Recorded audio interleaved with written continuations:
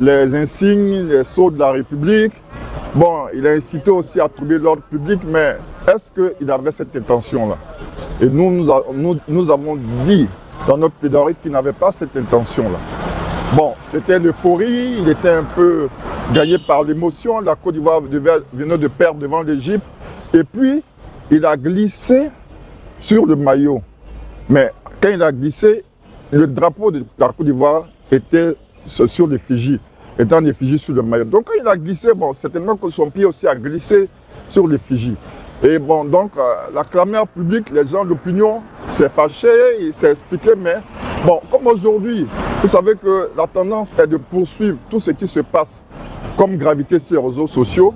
Bon, il a été traduit devant le parquet, et il a été conduit à la MACRA et aujourd'hui c'était donc son jugement que vous avez vu. Le jugement a porté effectivement sur le débat, est-ce qu'il avait l'intention?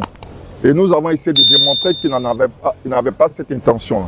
Parce que en matière de poursuite, il y a les faits, c'est le fait matériel, mais aussi est-ce que tu as l'intention? Donc cet élément était il y avait un peu de doute. Mais vous savez, comme aujourd'hui le principe est de donner l'exemple. Donc je pense que c'est une décision de principe. Il a obtenu 15 jours avec 3 mois de sursis. Bon, je crois qu'il va sortir dans peu de temps, peut-être même demain. Mais c'est aujourd'hui de ne pas récidiver, de ne pas... cet exemple-là qui a été donné devant toute la nation, devant le peuple ivoirien, c'est de ne pas reprendre ces actes, piétiner les insignes de la République et puis inciter à trouver l'ordre public.